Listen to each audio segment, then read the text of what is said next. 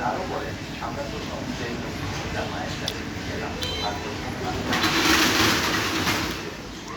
ওই মালিক কাকা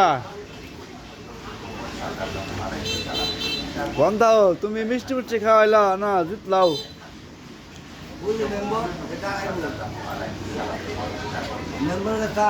মেম্বারটা কি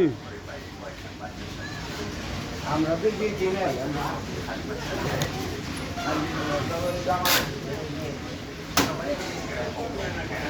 আমি তোমার করি